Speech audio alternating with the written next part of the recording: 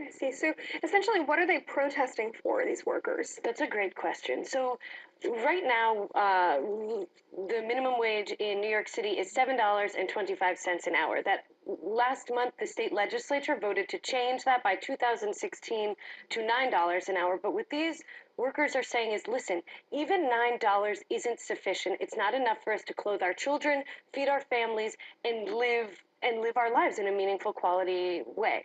So what they're demanding is $15 an hour in wages, which was, more than double what they're making now. And what they also want is the opportunity to be able to organize collectively, to unionize without fear of retribution from their employers. I see. So, the fast food industry, grossing massive amount of money here, $200 billion last year. The average one of these workers, I understand it, they make $11,000 a year. Talk to me about that disparity and why this is just now, we're just now seeing this as an issue. Shouldn't we have been caring about this before now?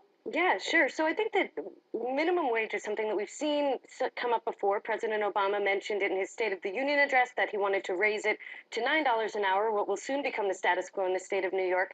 But I think that there's another salary that we should be looking at here. According to Fast Food Forward, who are the organizers of this protest, they said that every single day, executives at these fast food restaurants are making $25,000, which, as per the numbers you were giving before, means they make more than double in a day what their workers are making in a year. So there's that disparity that we need to look at. Another thing is that all of these companies, McDonald's, Yum Brands, which owns, KFC and Taco Bell, as well as Burger King, they're all traded publicly. So they're all accountable to their shareholders, and shareholders are incentivized to think about profits as opposed to, say, treating their workers in an ethical way, or paying them a meaningful wage. They're looking more at the bottom line here. Certainly. So, we see 118,000 signatures so far. This online petition that's being signed, protesters in action. Are we going to see any changes come about from? Then last week in Ohio, Mr. Romney made a mistake, an out-and-out gaffe.